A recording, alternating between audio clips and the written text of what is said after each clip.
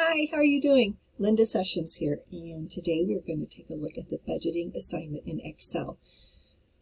So for this assignment, you are getting ready to graduate and you're looking at moving into an apartment or a house, and you need to determine what you're going to purchase. You have a minimum or a maximum of $5,000 that you can spend. So what are you going to spend it on? And we're going to take and use Excel to create a spreadsheet so you can see exactly what you're looking at and how much money it's going to cost you. And then you can share that with other people in your house to determine, what am I going to buy with that $5,000? So let's go in and look at the assignment instructions. See right here, talks about using $5,000. The first thing you need to do is create your Excel spreadsheet. And there is a visual representation here on the third page of what your final Excel spreadsheet might look like. It's probably going to look different because maybe you don't need a TV or maybe you don't want a refrigerator. Just depends upon what do you want to purchase for your house. Take this seriously. Think about if you had $5,000 to do your house, what would you get? So you're going to, the very first step here is creating an Excel spreadsheet. Now, by this time in class, you've done a couple of other spreadsheets. You've created some tables. You've done some formulas. So I'm not going to go into detail on how to do all that. You should already know how to do that. Make sure if you have questions, look at the readings in the class. Watch the other videos for the class, or hey, you can always Google if you have a question. How do I do this in Excel? Don't be afraid to use your resources for that. So here, you're going to do a title row. You're going to merge and center it. You're going to have a budget row, an item column, item cost, and you are going to put your items into some categories. Okay, so this tells you, this very first one, what information you need for your spreadsheet. So before you start doing anything, do some research online. You can buy some apartment furniture. What about appliances? Are you going to do clothing? Maybe you're going to do lawn furniture. Miscellaneous. Maybe you need some lighting in the house. What are you going to purchase? It's up to you how you categorize your items. But you must have different categories in your budget list, and these are just some that I came up with. Now you're going to go online, and you need to purchase a minimum of 10 items. Now you have a budget of $5,000. So if you're going to spend $3,000 on a TV and a surround sound system, that's going to leave you $2,000 to do other stuff. So think about what it is you want to buy. And again, you have to have 10 items. So you can't just spend $4,999 on one item for this project. You're going to have to do some research on 10 different items. For each item, you need to know the name of it, how much it's going to cost you. I want to know what website you found it on. Did you find it on Wayfair? Did you find it on Amazon? What about Best Buy, Target, Walmart? Can't buy everything from just one website. I want you to look at different websites for the different things you're purchasing for your house. Make sure that what you're purchasing is school appropriate. Okay. Then you're going to format it. I don't care how you format it, but it needs to be formatted. Your title needs to have some color. I want your categories to be color coded, so you're going to highlight those cells that you have that information in and give it color. You're going to use a formula to total each category.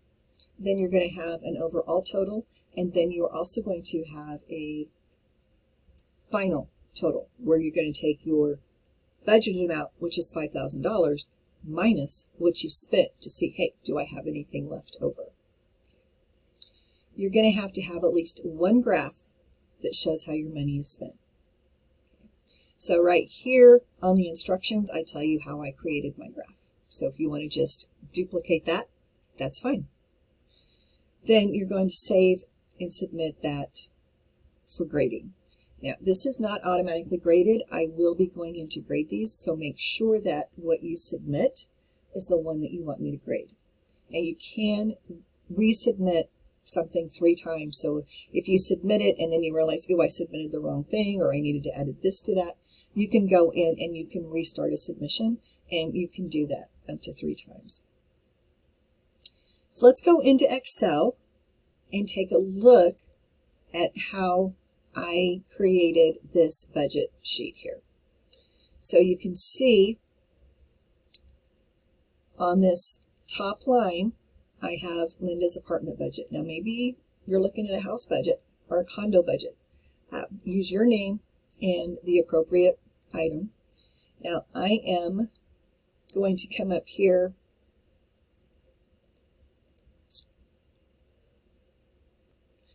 right up here at the top. You can see my ribbon is all together, so I can't see the individual groupings.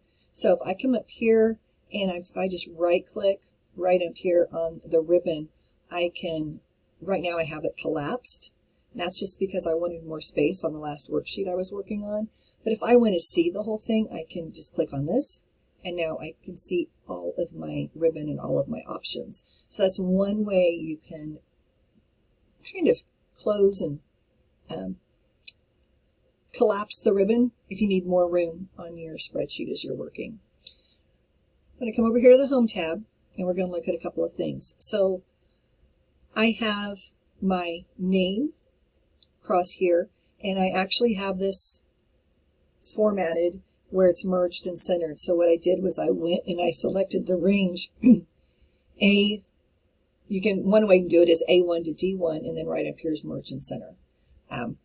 You can also change the alignment and align across cells. That will work as well. Talk about how to do both of that in the text.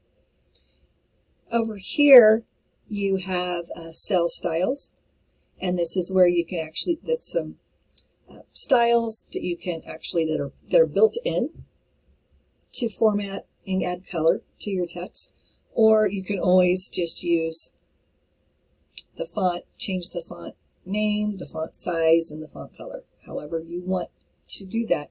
But I want it to be formatted in some way. So you can see here I have my budget, and I have $5,000, so I've entered that in here. For my particular one, I put a blank line in, and then I made that whole grouping. I just highlighted that whole area, and I went up here to the fill color and chose a color. Underneath that, I have my item name, my item cost, the website where I found it, and a picture. I want at least 4 pictures. If you want to do more, that's fine, but I want a minimum of 4 pictures.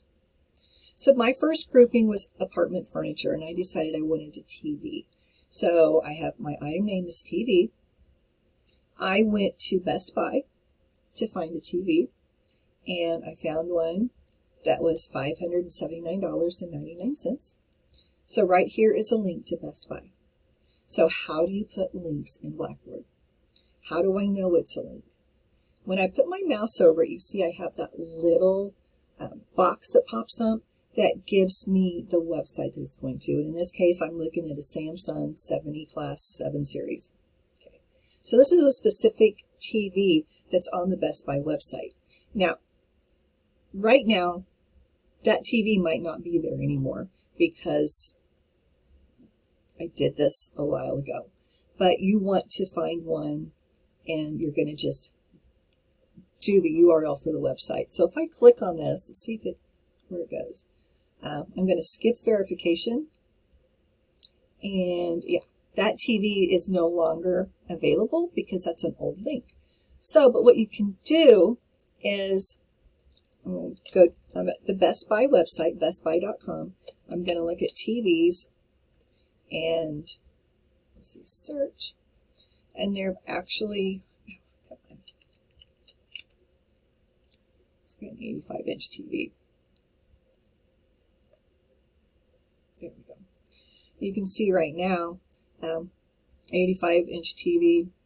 Well, here's one right here that's on sale. It's a Hisense for $699.99. It's on sale.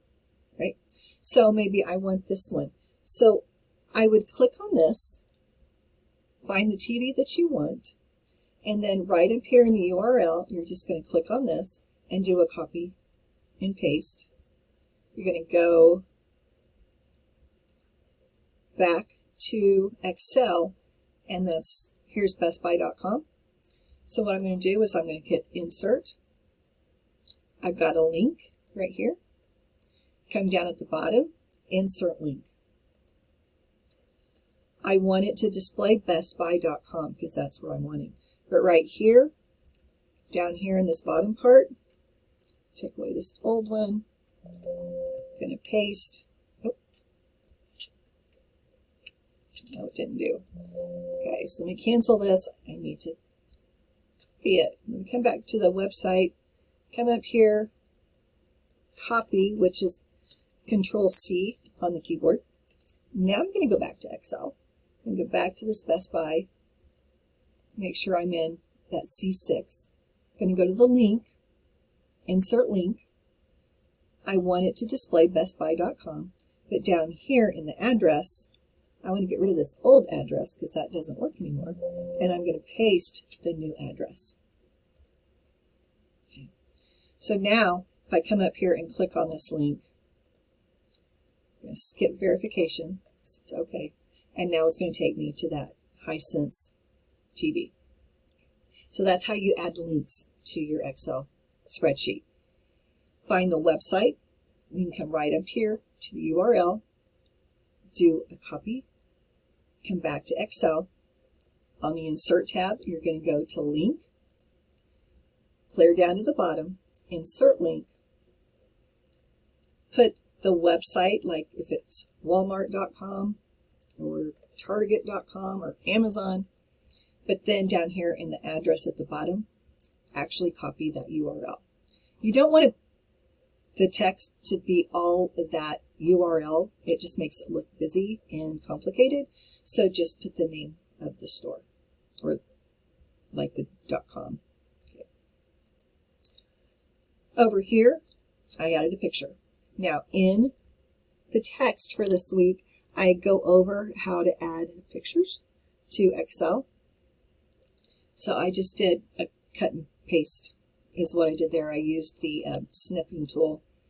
So I went back. I have the website here. If I come down here to my Windows icon, I can do a search for snipping. And there's my snipping tool. Yours might be something different.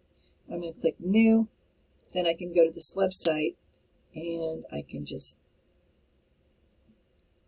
get my picture there, come back to Excel, and then I can paste it in the cell. Okay.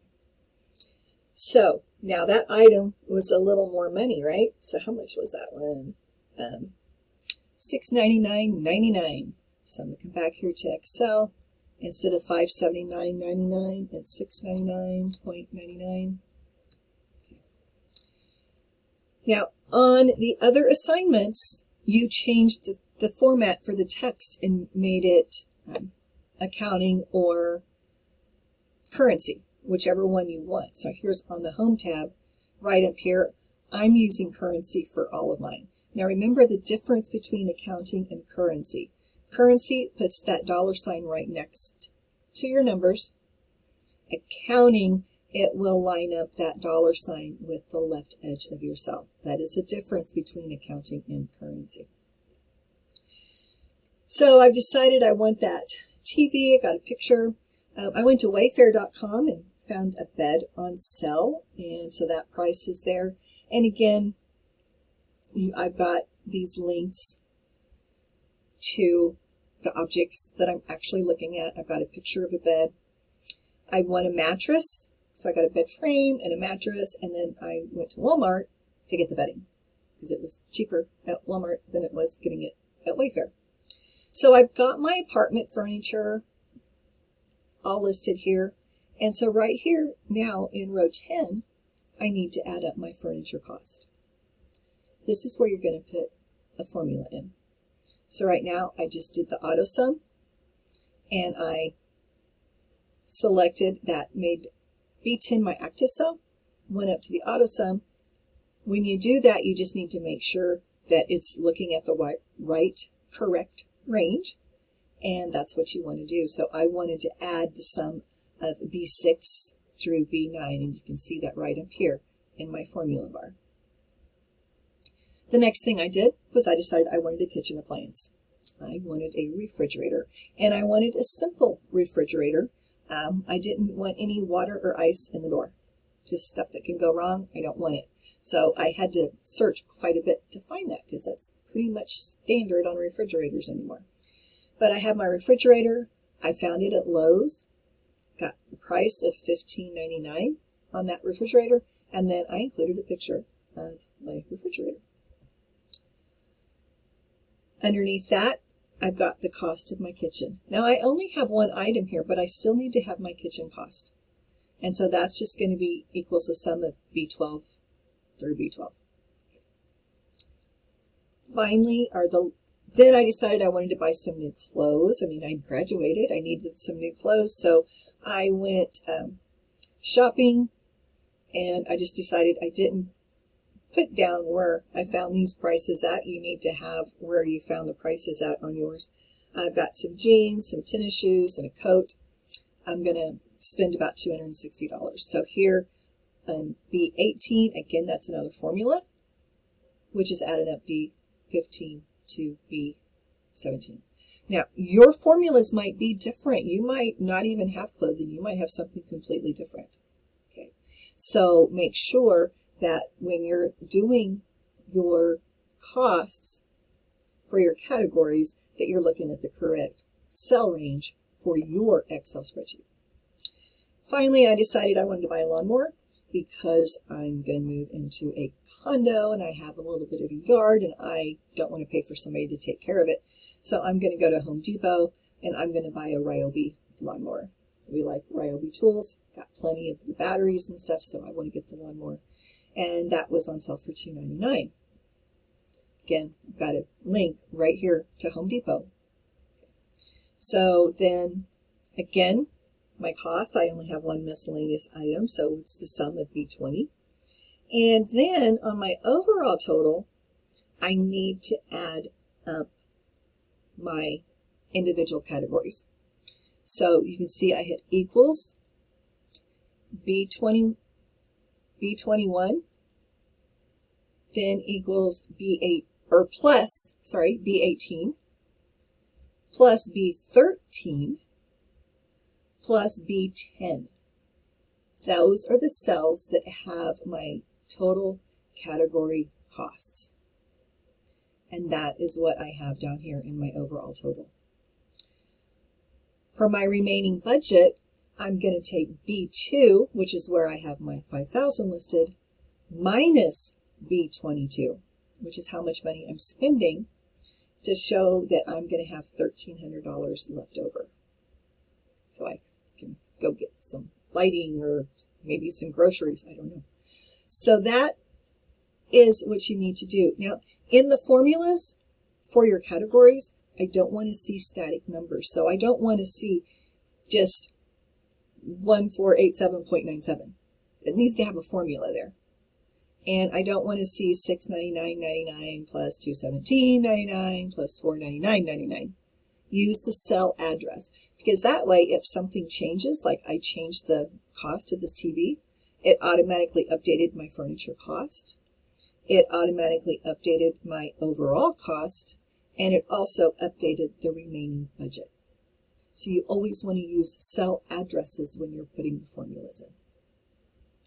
Now finally, I did just the cost categories, and what I did was I selected A10 and B10, then I hit down the control key so I could select the kitchen cost and the price, the clothing cost and the price, and the miscellaneous cost and the price, and then I created this pie chart with cost categories, and to get them out to the edge like that on the chart design, you've got chart element, and I just put data labels outside the end. So the details on how I did that are listed there in the assignment instructions. Your budget is going to look different because it's going to be what you are looking at to outline your apartment. It might be a couch, a chair. Maybe you're doing an area rug. I don't know. But it's going to be yours. So it's going to look a little different, but the basics of how you set it up, this is how you're going to do it. Okay. Reach out if you have questions as you're working on the budget. Make sure you get it turned in on time, and have fun shopping for your new home or apartment.